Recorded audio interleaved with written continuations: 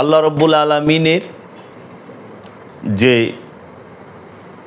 হুকুম, বিধান, বিধি বিধান সমস্ত কিছু মেনে চলাই একজন ইমানদারের, একজন আমানুর কর্তব্য।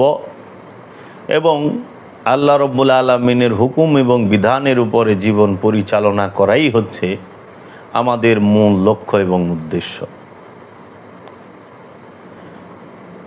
আল্লাহ রব্বুল আলামিনের হুকুম, আহকাম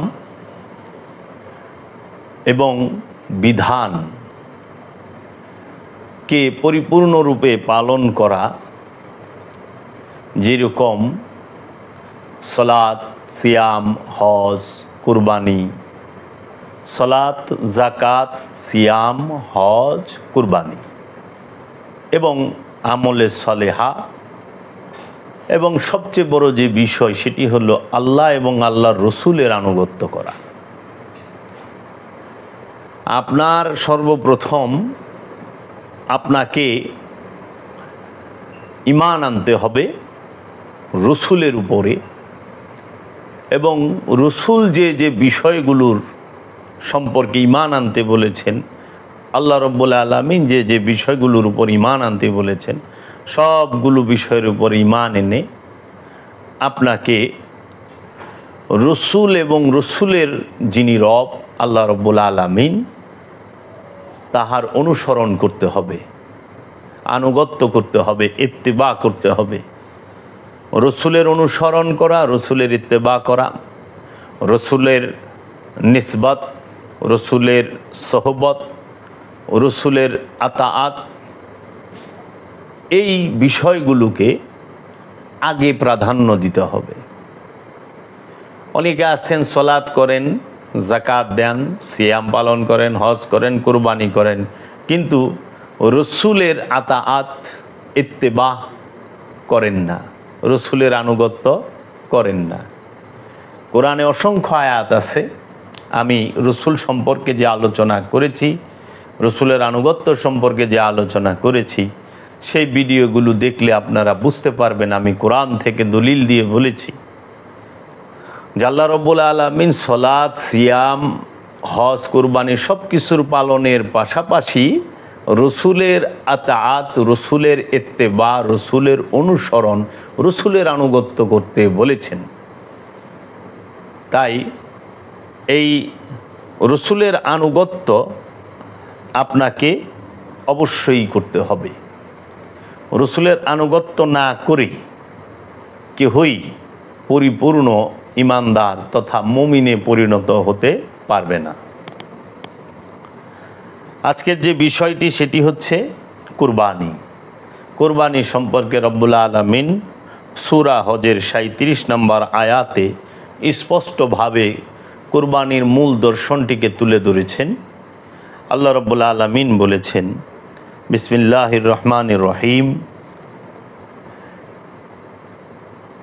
লা ইয়ানাল্লাহা লুহুমুহা ওয়ালা দিমাউহা ওয়ালাকিন ইয়ানালাহু তাকওয়া মিনকুম কাযালিকা আল্লাহ সাখখারাহা লাকুম লিতুকাব্বিরুল্লাহা আলা মা হাদাকুম ওয়া বাশশিরিল মুহসিনিন। এইখানে সূরা হজের ৩৭ নম্বর আয়াতের শেষে বলা হয়েছে মুহসিনিনের কথা। লাই ইয়ানাল্লাহা ইয়ানাল্লাহা লাই ইয়ানাল্লাহা লুহুমুহা ওয়া লা দিমাউহা ওয়ালাকিন ইয়ানাল্লাহু তাকওয়া মিনকুম কাযালিকাল্লাহু সাখখারাহা লাকুম লিতুকাব্বিরুল্লাহা আলা মা হাদাকুম ওয়া বাশশিরিল মুহসিনিন। রব্বুল আলামিন ইরশাদ করেছেন, ওহাদের গোশতগুলি এবং ওহাদের রক্ত আল্লাহর কাছে কখনোই পৌঁছায় না, এবং কিন্তু তাহার কাছে পৌঁছায় তাকওয়া। ওইভাবে তোমরা করিবে শ্রেষ্ঠত্ব ঘোষণা, ওইভাবে তোমাদের হইতে সেইগুলিকে তিনি নিয়ন্ত্রিত করিয়াছেন তোমাদের জন্য। তোমরা করিবে শ্রেষ্ঠত্ব ঘোষণা করো আল্লাহর, তোমরা শ্রেষ্ঠত্ব ঘোষণা করো আল্লাহর, তোমাদেরকে সঠিক পথ দেখাইয়াছেন যাহার উপরে, এবং সুসংবাদ দাও সৎকর্মপরায়ণ লোকদেরকে। আমি আবার অর্থটি পড়তেছি। উহাদের গোশতগুলো এবং উহাদের রক্ত আল্লাহর কাছে কখনোই পৌঁছায় না, এবং কিন্তু তাহার কাছে পৌঁছায় তাকওয়া, ওইভাবে তোমাদের হইতে সেইগুলিকে তিনি নিয়ন্ত্রণ করিয়াছেন তোমাদের জন্য। তোমরা করিবে শ্রেষ্ঠত্ব ঘোষণা, তোমরা শ্রেষ্ঠত্ব ঘোষণা করো আল্লাহর, তোমাদেরকে সঠিক পথ দেখাইয়াছেন যাহার উপরে, এবং সুসংবাদ দাও সৎকর্মপরায়ণ লোকদের তথা মুহসিনিনদের।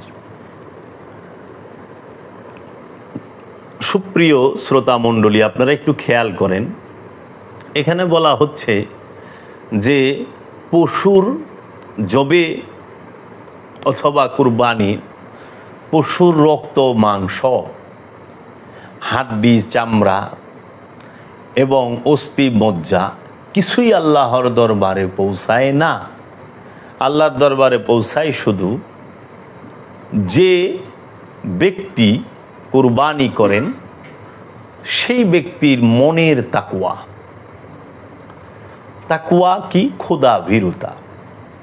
তাকওয়া মানেই হইল যে অসৎকর্ম, অপকর্ম, পাপ কর্ম করতে খোদার ভয় করা। পাপ করতে ভয় করা, পাপ করতে গিয়ে আল্লাহর ভয়কেই বলা হয় তাকওয়া। যে না, আমি কোনো পাপ করব না, আমি আল্লাহ রব্বুল আলামিনের ভয় করি, যে আমি অপকর্ম করার সঙ্গে সঙ্গে সে আমাকে সাজা দিবেন। তাই আমরা দেখতে পাই এই কুরবানির মূল দর্শনটি হচ্ছে তাকওয়া। এই সম্পর্কে আমি আমার মহান মুর্শিদ কেবলায় আলম, কেবলায় কাবা, আমার মহান মুর্শিদ চেরাগে জান শরীফ কালান্দার বাবা জাহাঙ্গীর বা ইমান আল সুরেশ্বরী ফি আনহুম যে লিখিত কিতাব হজ ও কুরবানি, এই কিতাব থেকে একটু আপনাদেরকে বলতে চাই এবং এই বিষয়ে আমি একটু আলোচনা করতে চাই। যে কোনো হালাল পশুর রক্ত এবং গোশত আল্লাহর নিকট কখনোই পৌঁছায় না, এই কথাটি আল্লাহ প্রকাশ্যে ঘোষণা করে দিলেন। বরং আল্লাহ তোমাদেরকে বলে দিলেন যে তোমাদের মনের খাস নিয়তটি তথা তাকওয়াটি আল্লাহর নিকট পৌঁছায়। পবিত্র নিয়তটি যে তাকওয়ার একটি বড় অংশ অথবা পুরোটাই, সেই কথাটি এই আয়াতের নিরিখে বলা চলে। পবিত্র নিয়ত নামক তাকওয়ার উপরেই ধর্মভীরুতার পরিচয়টি ফুটে ওঠে। এখানে আমিত্বের কুরবানিটিকেই তথা যে খান্নাসরূপী শয়তানটি নফসের সঙ্গে জড়িয়ে রাখা হয়েছে, উহাকে তাড়িয়ে দেওয়া অথবা মুসলমান বানিয়ে ফেলতে বলা হয়েছে। এই আমিত্বের কুরবানির জন্য যারা ধ্যান সাধনার তাকওয়ায় ডুবে আছে তাদেরকে সঠিক পথটুকু অবশ্যই দেখানো হয়। এখানে মেজাজি কুরবানিটি চালু না রাখা হলে হাকিকি কুরবানিটির রহস্য ধরাটা বড়ই কষ্টকর হতো। সেই জন্য বিমূর্ত তথা যাহা দেখা যায় না কুরবানিটি বুঝবার জন্য, বিমূর্ত কুরবানিটি বুঝবার জন্য, যেই কুরবানিটি দেখা যায় না আমিত্বের কুরবানিটি, সে আমিত্বের কুরবানিটিকে বুঝবার জন্য মূর্ত কুরবানিটি তথা যেটি দেখা যায় তথা পশু কুরবানিটির মধ্য দিয়ে বোঝানো হয়েছে। আপনারা একটু খেয়াল করেন যে প্রতিটা জিনিসের জাহের এবং বাতেন আছে, ভেতর এবং বাহির আছে, মূল এবং অনুষ্ঠান আছে। আপনি প্রতীকী এবং মূল বিষয়গুলো সব বিষয়ের সাথে জড়িত। আপনি যদি খেয়াল করেন কুরবানির বিষয়টিও ঠিক তাই। পশু কুরবানি এটি হচ্ছে একটি আনুষ্ঠানিকতা, আনুষ্ঠানিক কুরবানি। আর আপন নফসের সাথে মিশে থাকা আমিত্ব নামক পশু যে, তাকে কুরবানি করাটাই হলো হাকিকি কুরবানি। পশু দুই প্রকার হয়, একটি বনের, একটি মনের। আমাদেরকে আল্লাহ রাব্বুল আলামিন এবং রাহমাতাল লিল আলামিন আদেশ করেছেন যে আমিত্ব নামক পশুটি কুরবানি করার জন্য। এবং এই আমিত্ব নামক পশুটি কুরবানি শুরু হয়েছে বাবা আদম আলাইহিস সালাতু ওয়াস সালামের জমানা থেকেই। কুরবানি কোনো নতুন বিষয় নয়। হ্যাঁ, পশু কুরবানি এটা হয়তো এক এক সময় এক এক রকম, কিন্তু মূল যে কুরবানি আমিত্ব নামক পশুর, এই কুরবানি বহু আগে থেকেই চালু হয়েছে। এখন আমাদের সমাজের মধ্যে অধিকাংশ মানুষ এই অনুষ্ঠানকে মূল ভেবে নিয়েছে। আমার বক্তব্যটা এখানেই। আমি এত কষ্ট করেছি, এতগুলো কথা বলবো, এত কিছু বলার মূল লক্ষ্য উদ্দেশ্যটাই হলো যে আমি সব সময় মূল বিষয় এবং আনুষ্ঠানিক বিষয় নিয়ে আলোচনা করি। জাহের এবং বাতেন দুইটা বিষয়ের পরিচয় দেবার চেষ্টা করি, যে আমি কখনোই ধর্মীয় আনুষ্ঠানিকতার বিরোধী নই, বরঞ্চ আমি ধর্মীয় আনুষ্ঠানিকতা কোনটা এবং ধর্মীয় মূল দর্শন কোনটা সেইটাকে বোঝাবার চেষ্টা করি। সেই লক্ষ্যে আমার এই ক্ষুদ্র প্রচেষ্টা, যেন আমার মুসলমান ভাইয়েরা কখনোই মনে না করেন যে এই কুরবানিটি, যে পশু কুরবানি, বনের পশু কুরবানি, যে উট, দুম্বা, গরু, ছাগল, এই জাতীয় পশুগুলো কুরবানি, এটা মূল কুরবানি না। এটা কুরবানির মূর্ত বিষয়, প্রতীকী বিষয়, আনুষ্ঠানিক বিষয়। আর মূল হাকিকি হইল আমাদের প্রতিটা মানুষের নফসের সাথে, প্রাণের সাথে মিশে থাকা খান্নাস রূপী শয়তান তথা কামনা তথা আমিত্ব, আমির সাথে যুক্ত হয়ে আছে। আমি হচ্ছি প্রাণ, আর এই প্রাণের সাথে যে ষড়রিপুর বন্ধনে, ষড়রিপু নামক যে পশুগুলো, পশুর স্বভাবগুলো, ষড়রিপু নামক যে পশুর স্বভাব, যেরকম লোভ, হিংসা, অহংকার, কামনা, বাসনা, মোহ, মায়া, মাৎসর্য, এই বিষয়গুলোকে একটা একটা করে রসুলের কদমে এবং আল্লাহর ইচ্ছার কাছে, রবের ইচ্ছার কাছে উৎসর্গ করার নামই হইল হাকিকি কুরবানি। আর এই আমির সাথে আমিত্ব, নফসের সাথে ষড়রিপু, প্রাণের সাথে খান্নাস রূপী শয়তান, এই প্রাণের সাথে মোহ মায়া, এটিকে সম্পূর্ণরূপে উৎসর্গ করা। পশুর গলায় ছুরি চালাইতে হয়, আর আমিত্ব যে প্রাণের সাথে মিশে আছে তাকে মুসলমান করতে হয়, অথবা ঝেঁটিয়ে বিদায় করে দিতে হয়, তাড়িয়ে দিতে হয়। তাই কুরবানি সম্পর্কে অনেক কথা এসেছে। কুরবানি মূলত এই বিষয়টি নিয়ে একটু বলা দরকার। সেটি হলো কোরআনে সূরা বাকারার মধ্যে জবেহ এই বিষয়টির উল্লেখ এসেছে, এবং কুরআনুল কারিমে আপনি দেখবেন 6 নং সূরার 162 নং আয়াতে নুসুকি শব্দটি এসেছে। নুসুকি অর্থ হইল কুরবানি। আবার নহল শব্দটি এসেছে সূরা কাউসারে। তাই কুরবানি করতে হয় দাঁড়ানো অবস্থায়, নহল করতে হয়। আর যে প্রাণীকে শুইয়ে তার গলায় ছুরি চালানো হয় সেটিকে জবে বলা হয়।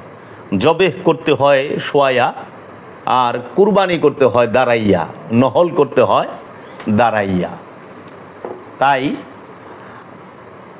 আমরা দেখতে পাই পশু কুরবানির ক্ষেত্র মূল দর্শনে যে উট, সেই উটকে দাঁড়ানো অবস্থায় নহল করে, গলার এইখান দিয়ে একটা চাকু দিয়ে করে আর একটা পার দিয়ে দেয়, বাস রক্তটা ফিনকি দিয়ে ছোটে, আস্তে আস্তে শেষ হইয়া পড়ে। আর গরু, ছাগল, ভেড়া, বকরি, দুম্বা সবই শোয়া জবে করা হয়। তাই সূরা বাকারায় বলা হয়েছে হলুদ গাবি জবে করতে। এখন জগতের মানুষ তো হলুদ গাবি পায় না, যেখানেই যায় দেখে লাল গাবি, কালো গাবি, সাদা গাবি, এমনকি সাদা কালো মিক্স আছে, লাল কালো মিক্স আছে, কিন্তু হলুদ গাবি পাওয়া যায় না। কি আল্লাহর কুদরত যে সূরা বাকারার 68 নম্বর আয়াতে হলুদ গাবি জবে করার কথা উল্লেখ করা হয়েছে, তার দরুন জগতে আজ পর্যন্ত পৃথিবীর কোনো রাষ্ট্রেই হলুদ গাবির অস্তিত্ব আমরা দেখতে পাই নাই, এখন পর্যন্ত খোঁজ পাই নাই। আল্লাহ বললেন গাবি জব করতে, এখন আমরা জব করা শুরু করছি ষাঁড়। আল্লাহ বললেন হলুদ গাবিকে জব করতে, আর এখন আমরা ষাঁড় গরু জব করা শুরু করছি, বিচি কাটা আবল জব করা শুরু করছি, ছাগল কুরবানি শুরু করছি। ছাগল কুরবানির কথা তো কোরআনে পাইলাম না। কোরআনের কোনো আয়াতেই যে ছাগল বকরি জব করার ইটা পাইলাম না, সেটা হাদিস থেকে দলিল দেয়। ঠিক আছে, যার যার বিষয়। হলুদ গাবিটি কোথায় পাবেন? এই হলুদ গাবি তো আল্লাহ তৈরি করেন নাই, যে পশু, বনের পশু হলুদ, এটা হয়ই নাই। জবাই করবেন কোথা থেকে? এই হলুদ গাবিটি প্রতিটি মানুষের মধ্যে দিয়ে রেখেছে। প্রতিটি মানুষের, নর এবং নারী উভয়ের যে যৌবনকাল, এই যৌবনকালকেই হলুদ গাবি বলা হয়েছে, হলুদ গাবির সাথে তুলনা করা হয়েছে। এই হলুদ গাবিকে জবাই করাকে কেন্দ্র করে নিয়ে এই প্রথম যে সূরাটি, 2 নম্বর সূরাটি, তার নাম হয়েছে সূরা বাকারা, মানে বকনা গাবি, গাবি সূরা বাকারা। তার রং হলুদ হইতে হবে, সে সেচ কাজে ব্যবহার হয় নাই এবং হাল চাষে ব্যবহার হয় নাই। এই রকম গাবিকে জব করতে হবে। সেই গাবির জবাইকৃত মাংস দিয়ে মৃতকে বাড়ি দিলে সেই মৃত জীবিত হবে এবং বলবে কে তাকে হত্যা করেছে। একটু সূরা বাকারার 50 নম্বর আয়াত থেকে নিয়ে একটু পড়ার চেষ্টা করেন, 60-70 নম্বর 75 নম্বর আয়াত পর্যন্ত অনেক সুন্দর করে বুঝতে পারবেন যে আসলে কুরবানির মূল দর্শনটা কি। এখন মানুষ হলুদ গাবি জব করতে চায় না, লাল ষাঁড়, সাদা ষাঁড়, কালো ষাঁড়, বড় বড় ষাঁড়, ছাগল জব করে। যাই হোক, করুক। বিষয় হইল 6 নম্বর সূরা। যদি আমরা ক্রমিক নম্বর হিসেবে দেখতে যাই তাহলে সূরা আনআমের 162 নম্বর আয়াতে দেখবেন যে নুসুকি শব্দের কথা বলা হয়েছে। নুসুকি মানেই হলো কুরবানি। কুরবানি কি? কুরবত থেকে কুরবানি। কুরবত মানে নিকটবর্তী হওয়া। যখন একটি নফস তার আমিত্বকে সম্পূর্ণরূপে উৎসর্গ করতে পারে,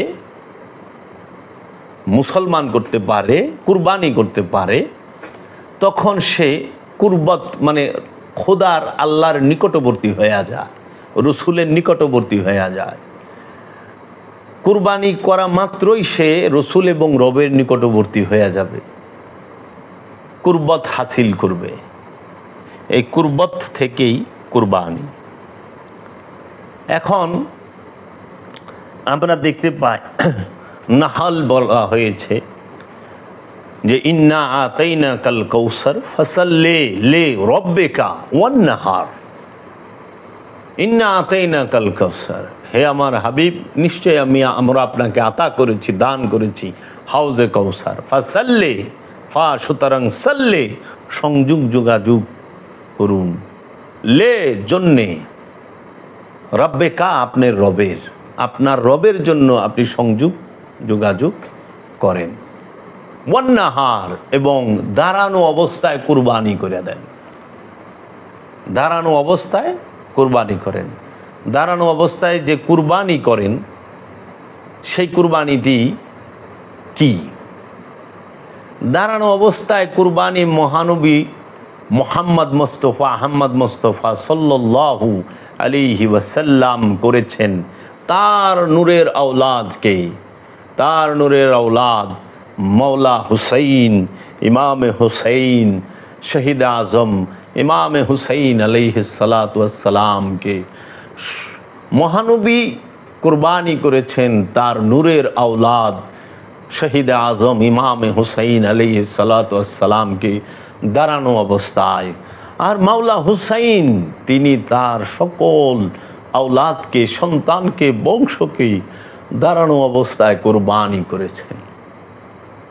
তাই আমরা তো দাঁড়ানো অবস্থায় কুরবানি করতে পারি না, আমরা শুয়ায়া জবে করি।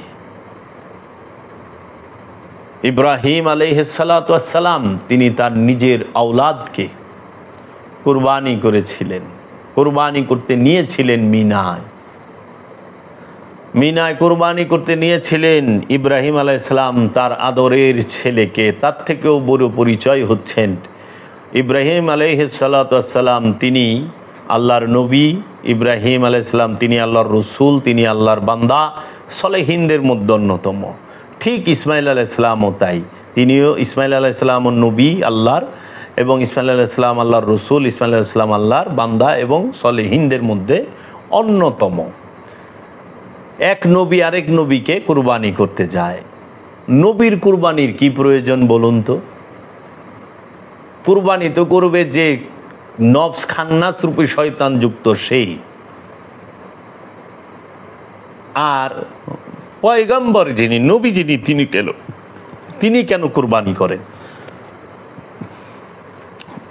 নবী তো আজন্ম মাসুম, নবী তো পরীক্ষামূলক নফস নিয়ে আসেন না, নবীদের নফসের সাথে তো খান্নাস রূপী শয়তান থাকে না। কোরআনে স্পষ্ট বইলা দিছেন নবী আজন্ম মাসুম। তাহলে কেন নবীকে কুরবানি করতে গেলেন? আমরা দেখি কোরআনের মধ্যে যে কোরআনুল কারিমে সূরা এই আম্বিয়ার মধ্যেই বলা হয়েছে তুমি তোমার সবচেয়ে প্রিয় বস্তুকে কুরবানি করো। আছে কোরআনের বচন, দাও প্রাণ প্রিয় ধন। আমরা আশ্চর্যজনকভাবে দেখতে পাই যে এক নবী আরেক নবীর কুরবানি করতে যায়, এক নবী আরেক নবীরে সেজদা দেয়। হ্যাঁ, এক নবী আরেক নবীকে সাহায্য করে। আপনি বিষয়গুলো খেয়াল করেন, সূরা ইউসুফের যদি খেয়াল করেন দেখবেন ইয়াকুব নবী, সূরা ইউসুফের 100 নম্বর আয়াতে দেখবেন ইয়াকুব আলাইহিস সালাম তিনিও নবী, ইউসুফ আলাইহিস সালামকে সেজদা দিচ্ছেন এবং ইউসুফ আলাইহিস সালামের মাও সেজদা দিচ্ছে এবং বড় 11 ভাইও দিচ্ছেন। আবার আপনি যদি খেয়াল করেন সূরা আম্বিয়া, সূরা আলে ইমরান, সূরা আনআম যদি আপনি পড়েন দেখবেন যে সেইখানের মধ্যেও আমরা পাই ইব্রাহিম আলাইহিস সালাম তিনি তার ছেলে ইসমাইল আলাইহিস সালামকে এক নবী আরেক নবীকে কুরবানি করতে নিয়ে যাচ্ছে। তো নবীর কাছে কুরবানি হয় কেন? কুরবানি তো করবে সে যার নফসের সাথে খান্নাস রূপী শয়তান আছে, যে নফসটি কুলুষিত, যে নফস আল্লাহর নৈকট্য লাভ করতে পারেন নাই, যে আল্লাহর নিকট থেকে অনেক দূরে, যার মধ্যে অনেক ষড়রিপুর বন্ধনে যে আবদ্ধ, সে কুরবানি করবে। আর আপনি দেখেন কোন নবী পশু নিয়ে যায় না কুরবানি করতে, নিয়ে গেছে কি নবীকে। এখানে আমি বুঝতে পারি যে ইসমাইল আলাইহিস সালাম থেকে মর্যাদায় এবং দরজায় ইব্রাহিম খলিলুল্লাহ, ইব্রাহিম নবী অনেক ঊর্ধ্বে। তাই ইসমাইল আলাইহিসসালাম খান্নাস মুক্ত হওয়া সত্ত্বেও, নবী হওয়া সত্ত্বেও, রসুল হওয়া সত্ত্বেও তিনি পরিপূর্ণভাবে ইব্রাহিম নবীর প্রতি আনুগত্য এবং ইব্রাহিম নবীর কাছে নিজের ইচ্ছাটাকে উৎসর্গ করে দিছে। তার জন্য ইসমাইল আলাইহিসসালাম তিনি তার পিতা ইব্রাহিম আলাইহিসসালামের কাছে কুরবানি হইতে গিয়েছেন এবং কোনো প্রকার প্রশ্ন, কোনো প্রকার কোনো কিছুই তিনি করেন নাই, দ্বিমত পোষণও করেন নাই। এইটাই আমাদেরকে দেখাচ্ছে যে তাকওয়া, যে মনের যে নিয়ত, মনের যে ইচ্ছা, খোদা ভীরুতা, দেখেন কেমন তাকওয়া, যে নবী হওয়া সত্ত্বেও আরেক নবীর কাছে সে কুরবানি হইতে গিয়েছেন এবং দ্বন্দ্ব নাই। নবুয়তের সম্পর্কের সামনে, রেসালাতের সম্পর্কের সামনে, বেলায়েত আবদিয়াতের সম্পর্কের সামনে পিতা পুত্রের সম্পর্ক সম্পূর্ণ তুচ্ছ, একদম তুচ্ছ সম্পর্ক। কারণ জগতে এক মুমিন আরেক মুমিনের ভাই এবং সমস্ত মুমিনগণের পিতা হলো নবীগণ, আর নবীগণের স্ত্রীগণ হচ্ছে মুমিনগণের মাতা। কোরআন খুলে দেখবেন সূরা আহজাবে। তাই আমি এখানে বলতে চাই, ইব্রাহিম আলাইহিসসালাম এবং ইসমাইল আলাইহিসসালামের কুরবানির যে দর্শন, সেটা অনেক অনেক ঊর্ধ্বে। আমরা সেইটার বিষয় দিয়ে ইব্রাহিম আলাইহিসসালামের কাছে যে দুম্বা জবে হয়েছে, এটারও নির্দিষ্ট কোনো প্রমাণ আসে না। তো কাজেই এই হাকিকি কুরবানিটাকে, যে মনের তাকওয়া, এই বিষয়টাকে, আমিত্বের উৎসর্গটাকে দেখা যায় না, দেখানো যায় না। তাই এইটার মেজাজি রূপ, আনুষ্ঠানিক রূপ হিসেবে পশু কুরবানি সমাজে প্রচলিত হয়েছে। কুরবানি পশুর গলায় ছুরি বসিয়ে দেওয়া নয়। কুরবানিতে নিজের আমিত্বের গলায় ছুরি বসাতে হয়, তথা আমিকে সরিয়ে ফেলতে, আমিত্বকে সরিয়ে ফেলতে হয় আমি থেকে, এবং মহা আমির মাঝে যে ক্ষুদ্র আমিটি আছে সেই আমিটিকেও সরিয়ে ফেলতে হয়। কুরবানি তখন আমিকে সরিয়ে ফেলতে হয়, নিজের আমিকে কেটে ফেলতে পারলেই হয় কুরবানি। নিজের ইচ্ছাটাকে আল্লাহর ইচ্ছার কাছে নিয়ে কেটে ফেলতে পারলেই কুরবানি হয়ে যায়। তখন মানুষ মরার আগেই মরে যায়। তাই রসুল সাল্লাল্লাহু আলাইহি ওয়াসাল্লাম বলেছেন, মৌত কাবলা আনতা মৌত, অর্থাৎ মরার আগে মরে যাও। এই জীবিত থেকে মরণকে বরণ করে নিলে হয় কুরবানি, জীবিত থেকে মরণকে বরণ করে নিলে হয় কুরবানি, অর্থাৎ স্রষ্টার নৈকট্য লাভ তখনই হয়। তাই কুরবানির শাব্দিক অর্থ হলো ত্যাগের মাধ্যমে নৈকট্য লাভ করা। কুরবত অর্থ হলো নৈকট্য, এবং কুরবত শব্দ থেকেই কুরবানির উৎপত্তি। এই কুরবানি প্রত্যেকের জন্য অবশ্যই পালনীয় তথা ফরজ। পশুর গলায় ছুরি বসিয়ে দেওয়াকে রসুল সাল্লাল্লাহু আলাইহি ওয়াসাল্লাম কুরবানি বলে মোটেও স্বীকার করেননি। আল্লাহ বলেছেন, পশুর মাংস অথবা রক্ত কখনোই আমার নিকট পৌঁছায় না, উপনীত হয় না, বরং তোমাদের তাকওয়াই আমার নিকটে উপনীত হয়ে থাকে, পৌঁছিয়ে থাকে। রক্ত মাংস আল্লাহ গ্রহণ করেন না, তিনি গ্রহণ করেন মানব মনের তাকওয়া, অর্থাৎ মানবীয় ইচ্ছা, তার ইচ্ছার সঙ্গে মিলিয়ে নেওয়া এবং তাতে করে মানবীয় আমিত্বের তথা আমির লোভ সাধন করা। জীবিত থেকে মরণের যে স্বাদ তা উপলব্ধি করার চেষ্টা, অর্থাৎ যাকে বলে মরার আগে মরে যাওয়া, তারই অনুশীলন হলো কুরবানি। কিন্তু দুঃখের বিষয়, আজ কুরবানি গরিব সাধারণকে নিয়ে শুধু মাংস খাওয়ার উৎসবে পরিণত হয়েছে। এর কারণ হলো ধর্মের অনুষ্ঠান পালন করতে আমরা অতিমাত্রায় পল্লবগ্রাহী হয়ে উঠেছি তথা সুপারফিশিয়াল হয়ে উঠেছি। বাইরের অনুষ্ঠান নিয়েই সন্তুষ্ট, কিন্তু উহার ভেতরের সত্য ও সৌন্দর্য বুঝে নেবার দরকার মনে করি না। এর ফলে কুরবানির এই দুর্দশা। আচার যখন উহার উদ্দেশ্য এবং লক্ষ্য হারিয়ে ফেলে তখন তা অনাচারে পরিণত হয়।